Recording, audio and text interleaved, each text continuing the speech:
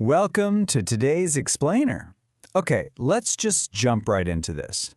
If you're a brilliant engineer, a newly minted tech lead, or maybe an aspiring manager, I want you to get ready for a major mental shift today. We're going to talk about moving from configuring hardware and writing code to actually leading the people who do. It's a massive transition, a real game changer, honestly, and we're going to break down exactly how to navigate it. But first, I want to bluntly challenge you right out of the gate with a simple question. What is leadership really? I mean, is it just a fancy new title on your LinkedIn profile?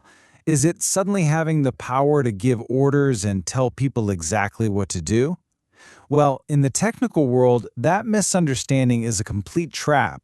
Leadership is actually this invisible force that turns a group of talented individual contributors into a truly high-performing team. And that brings us to a really hard truth you need to hear. The skills that made you a great engineer are not the same skills that will make you a great leader. Think about that for a second. You might have been promoted because you're literally the absolute best at fixing systems or designing complex networks. But suddenly, your success is no longer measured by your own technical output. Being the best at fixing the machinery just doesn't automatically mean you know how to lead the humans operating it. Which brings us to our first major hurdle, escaping the technical trap and breaking the ceiling.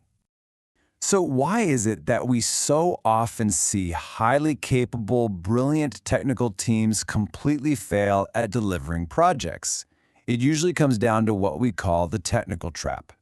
This is a stage where your deep expertise actually becomes a ceiling rather than a ladder. Your personal technical skills, they have a limit. Relying solely on your own output caps your ability to scale your impact. If you want to move from delivering a single, isolated task to delivering a massive mega project, you can't just code harder or configure faster. There's no way. You have to break through that ceiling by multiplying your impact through others. Let's clear the path and look at management versus true leadership. To break that ceiling, we really need to clear up a common misconception in the tech industry: the crucial difference between merely managing a project's stability and actively leading a team's vision.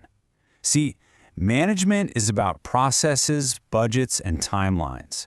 It's like an operations engineer managing systems for a very predictable result. Leadership, on the other hand, that's about people, vision, and influence. You're influencing human beings for extraordinary results. You don't push people from behind. A true leader clears the path and guides them from the front. Let's put this into perspective with a real-world example we all know. Look at Apple. Back in 1985, Steve Jobs was pushed out. Over the next decade, Apple still had some of the best engineers in the entire world. They had standard management. Yet, by 1997, they were practically bankrupt. Why? Because they lacked visionary leadership. When Jobs returned, he didn't sit down and start writing code.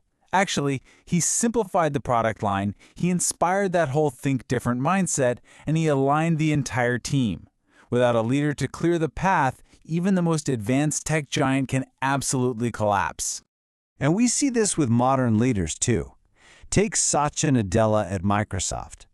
He recognized that standard management just wasn't cutting it anymore, so he shifted the company from a know-it-all culture to a learn-it-all culture. He created a safe environment where teams could innovate, experiment, and yes, even fail, which is the absolute essence of modern tech leadership. Now, let's map this journey out in our next section, the tech lead evolution. And you know what? This doesn't just happen in Silicon Valley with multi-billion-dollar companies. It happens on the ground in every single technical project all over the world. Let's dive deep into the stages of a technical career. According to Camille Fournier in The Manager's Path, you move through 4 distinct phases. First, the individual contributor, where your value is your raw technical output. Second, the tech lead. Now, this is the most difficult shift by far because you have to remain technically proficient while beginning to own team dynamics. Third is the manager, where your focus shifts to people, budgets, and timelines. And fourth, the CTO or director, where you own the long-term vision and strategy. For engineers, that shift to step 2, the tech lead, is brutal because you literally have to let go of the how and start focusing on the what and why. Which brings us to becoming a social architect and configuring human systems. When you make this shift, you are no longer just configuring hardware or software. You're configuring a high-performance human system. You become what Camille Fournier calls a social architect. While you still need technical credibility, your primary build isn't the configuration anymore, it's the environment. In my own experience, I began as an operations engineer doing site surveys and maintenance. In that role, my world was completely predictable. But when I became a team leader, I realized technical proficiency was just the foundation. I had to become the person who owned that social architecture for my team. Let me anchor this with a quick story. 52. That's the number of kilometers our next project spanned. I remember leading a team that got a request to set up a critical 52-kilometer offshore microwave connection project over water.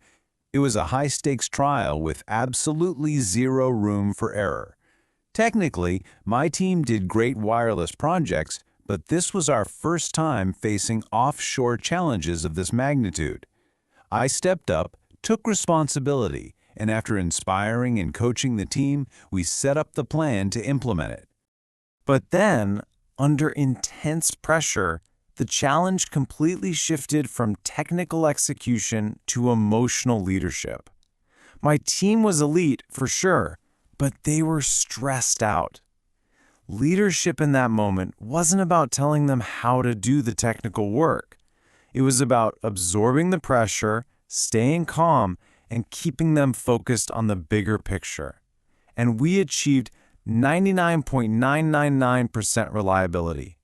We won that not just because of great hardware, but because of the team's alignment and emotional regulation under extreme stress. So, let's open up the leadership toolkit and look at actionable EQ and delegation. How do you actually apply this? Well, it starts with intent-based leadership, which means decoupling the execution from the objectives. The objective is the what and the why. The execution is the how. As a leader, you define the interface. You tell your experts what must be achieved and why it matters. Then, and this is absolutely crucial, you completely decouple the implementation. You let your technical experts own the how. You give them the autonomy to do what they do best.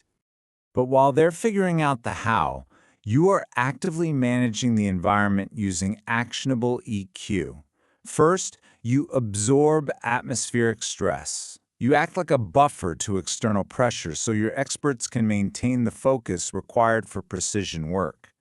Second, when things go sideways, you realign on the what and why, shifting the conversation away from the failure itself and back to the project's mission. And third, prioritize human regulation over hardware status. Acknowledge their stress.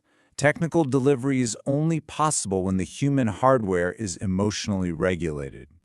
As I always emphasize to my teams, and this is a core philosophy you should really take to heart, leadership is not about being in charge. It is about taking care of those in your charge.